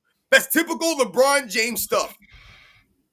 So McZuggins is going back to Dallas when he called in. We had player merch to play in. They have player merch to play 2K in. Oh wait, yeah, good point.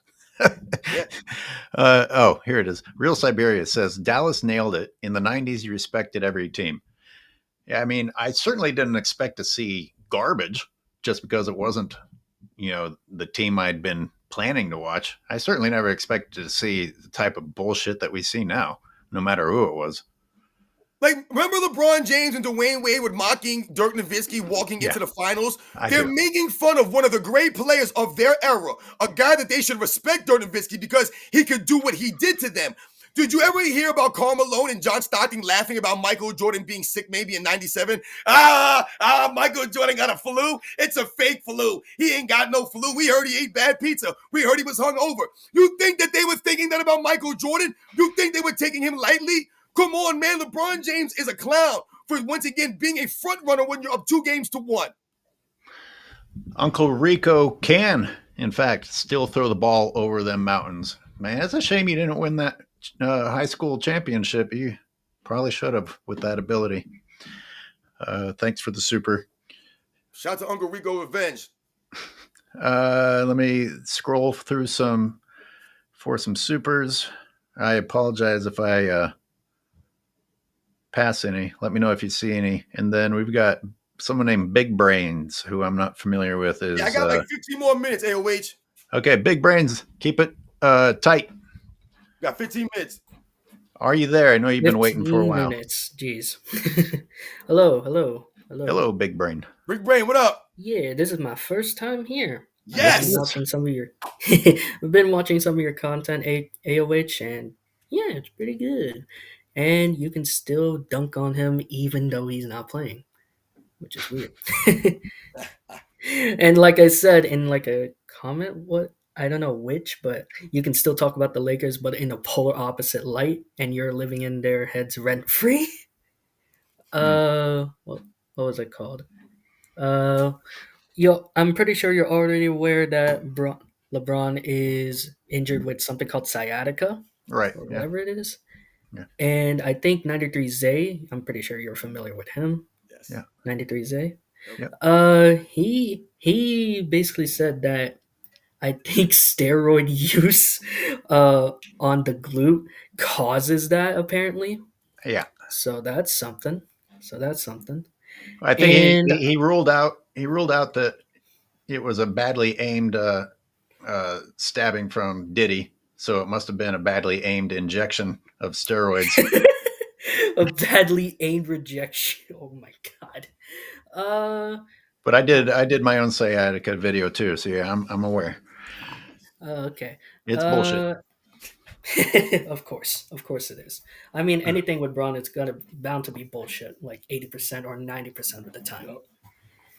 And I'm a young guy too, because the first time I watched the NBA is in the 2019 NBA Finals, actually, where my Raptors won. Won it all. Are you a Toronto person, or do you just like the Raptors?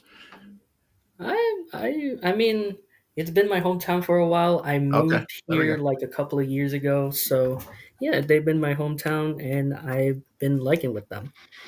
I don't know what the situation is with Brandon Ingram and stuff, but I'm gonna guess they're gonna do fine, at least. And I've been thinking about something with the young guys coming up, like Cooper Flagg, Dylan Harper, Victor Wembanyama, everyone who's been in the draft. I'm just wondering, what are your thoughts with them? I mean, I'll admit, only been watching highlights in preseason. I'm not going to watch full preseason games, but the highlights of Cooper look like he's got some promise for sure. Mm. He looks built to play basketball. Who's the other dude on the Lakers that nobody's talking about? Jamie something. Yeah, I don't know either. That's a good Okay. question. I haven't Apparently, he don't can really know either. play too. What, listen, Robin? Robin, who you got your eye on that are rookies that are exciting you? Well, I think that there's some young players that we should be excited about. And I don't think it has to be necessarily a rookie or a second-year guy. I mean, even the Anthony Edwardses. But you mentioned Victor Wembanyama. And when I think about Victor Wembanyama, I'm nervous for Victor Wembanyama. And I'm hoping that Victor Wembanyama's healthy and that there's nothing wrong with Victor Wembanyama. That's the honest truth, man.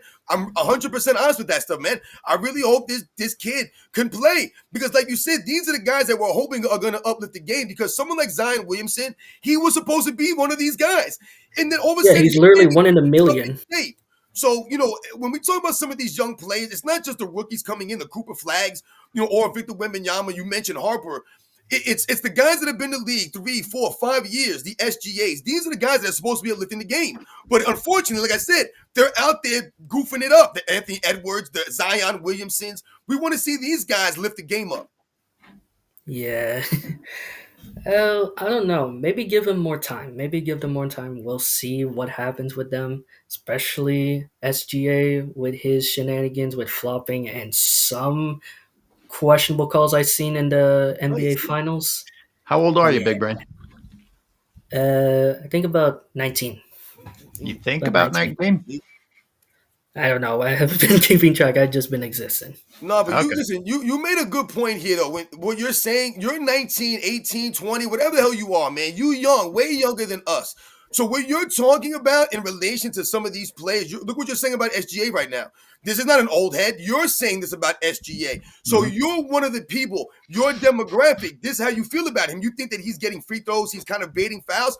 Same thing we said about Luka Doncic earlier. You want to watch Austin Reeves and Luka Doncic for the Lakers when they're out there flopping and crying and moaning for fouls all the damn time? Nobody wants to watch this. It has nothing to do with Luka Doncic's skill. We won't deny Luka Doncic's overall skills. The dude's got skills. But we're talking about getting behind people and wanting to watch you on TV. You don't want to watch a lot of this stuff. So it's interesting to hear you talk about SGA that way. Yeah, and I've been liking Luka as well, even though they're cut from the same cloth as Bron is, like with the complaining and some of the flopping. Right. And yes, he's got skills. He can make you look stupid even though he's in slow motion. Right. Yep. Exactly. Yep. Hey, we appreciate the new caller. We appreciate the young guys. And, I may have just misled people because I said I all I did was watch highlights. But highlights are misleading. It's like Cooper Flag could have gone 2 for 20 as far as I know, and they only showed me the good plays. But so I honestly don't know. I watched some of Cooper Flag and when he was actually participating with the Olympics last year. Remember, they had him and some of the young kids out there going against the USA squad. So I remember watching a lot of that footage of him out there with some of the USA guys and some of the things that he could do out there. They were putting some of this stuff out there. I was watching some of this tape. I'm not big into college basketball. I like college football is my thing. I'm not really big into college basketball. But what I've seen from Cooper Flag in the preseason, like I said, not just him, some of these other players, it's not just about one individual. It's about the collective for these guys. When we talk about Michael Jordan or the Michael Jordan type players, there is no Michael Jordan. There's no one that's going to do this again. These guys need to be a collective. That's why I said it's not just about Victor Wembanyama, or about Cooper Flag, but it's about Anthony Edwards. It's about Luka Doncic. It's about SGA. It's about Zion Williamson. These are the kinds of guys. It was about a Joel Embiid. He's a young guy, but, they have to lift the game up.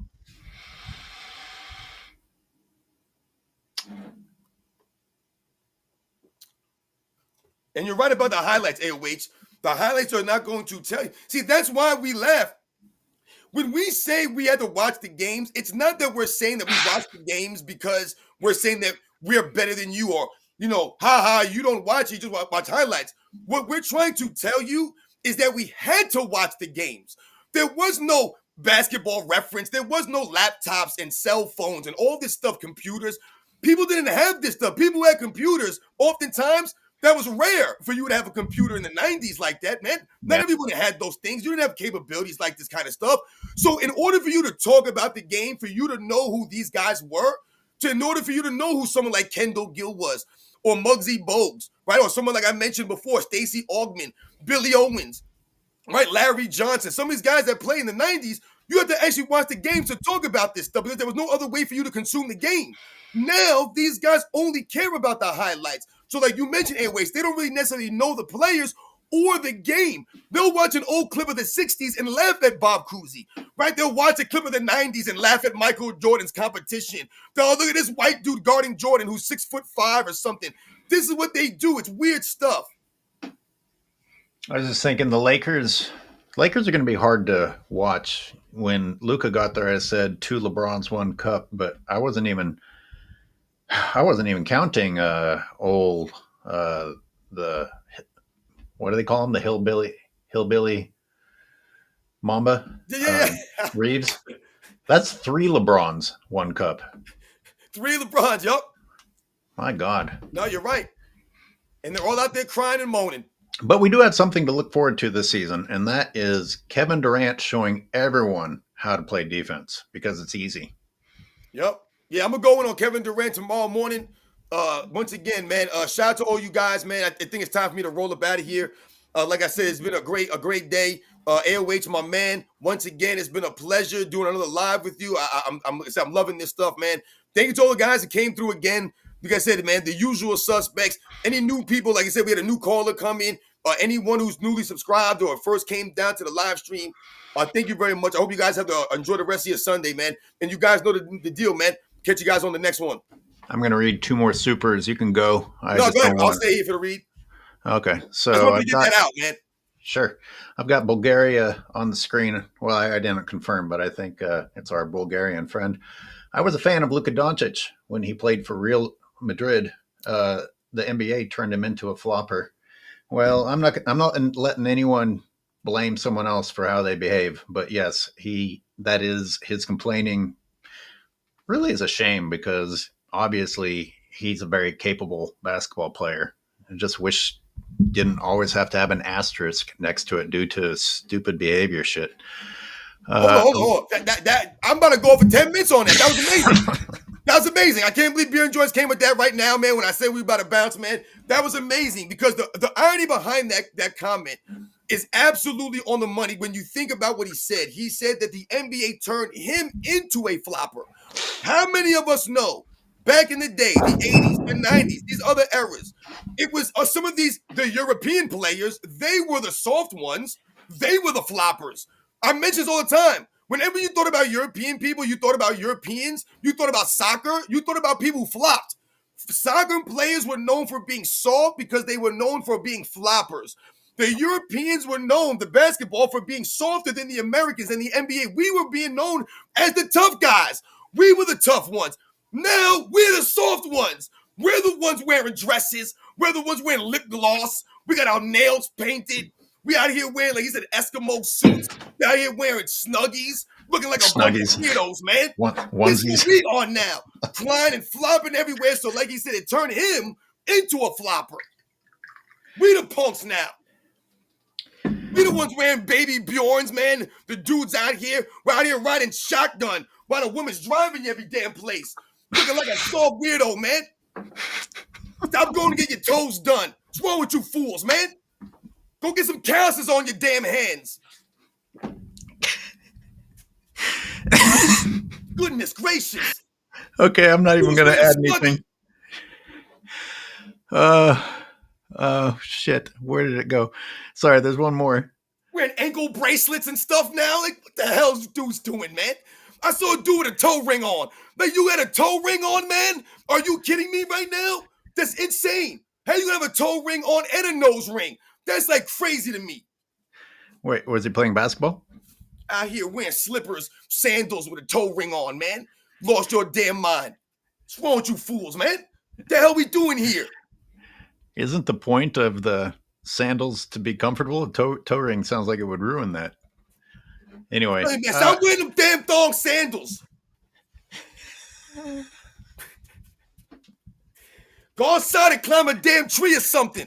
Go I was fall gonna- down in the dirt. Go scrape your ankle or your elbow and your knee or something. My goodness. You should. It's good for you. Out here making profiles with my face on it and leaving weird comments. Damn it, go do something. I tell them, go outside and get some damn sun. It's insane. I guess it's a good thing I don't pay attention to anything because I'm sure there's channels making fun of my ass. I'm rambling, man. I gotta go. I was gonna say you got me. You changed shoes at courts. I only owned one pair of shoes, so I obviously showed up in my basketball shoes because they're the only ones I had. Goodness gracious, man. I remember when I was in high school, my junior year. I remember I had these cleats, man. I had them for like, I don't know how many years I had these damn football cleats, man. Right? And these cleats were so beat up, the whole side was ripped open, like this, your pinky toe would fall out the side of the shoe if you try to make a cut. I had to use this tape, that athletic tape, to tape around my cleats when I was in high school, man, because my shoes was all jacked up. We're about to sound like Scottie Pippen. I wasn't broke growing up. I ain't never saying that though. But damn it, I didn't have I played a bunch of different sports, man, and cleats was getting beat up. I had to play in the dirt. There was dust everywhere. Fucking bitch. Light in the dark with a super. Thank you, sir, ma'am, whichever the case may be. But MJ bailed out on one leg with the Wizards. He wasn't as athletic, but he was just as effective. Had a couple of 50-point games, correct? Almost took them to the playoffs until knee injury sidelined them. I'm doing a video. It's coming slowly. But I tell you, MJ's effort on defense couldn't be questioned. Sometimes he played the floater. I know I've said this before. But when he played help D, he helped. Big difference at the same age. Yeah, I mean, think about what Michael Jordan did for Rip Hamilton. Shout out to Rip Hamilton, who's mentioned many times what he learned that first year playing with Michael Jordan. But not just playing. What do we always talk about? Michael Jordan in practice. He said watching Michael Jordan in practice helped him immensely. And what ended up happening for Rip Hamilton? He ended up becoming a champion. Yeah, do you spend any time thinking what might have happened if Rip had stayed on the Wizards instead of Stackhouse coming over? Or if Kobe came and played with him? Oh, yeah. I'm glad that didn't happen. And what would the next wave of the Pistons have happened without Rip? Without that trade? Right, exactly. Like I said, and the things that he learned from Jordan that year, he said he took and carried into Detroit. And that helped, like I said, helped the team and helped him become a champion. So these are the things that we talk about, what Michael Jordan did in practice, his routine, his consistency, the effort, how he went about his business. That's what rubbed up. Those are the residuals that we're talking about when Michael Jordan retired in 93 and they keep telling us about the Bulls in 94. Those are the residuals of Michael Jordan. The standard and the legacy he left in the Chicago Bulls, the winning culture and attitude he developed and showed those guys. Siberius McSuggins wants to know if you have a toe ring. On that, we're going to end it, gentlemen. Go have a great Sunday. Appreciate the support. Remember to transfer over to Patreon if you're a member. I'm going to phase out my membership on YouTube. Have a good one, Robin. Yeah, you too, man.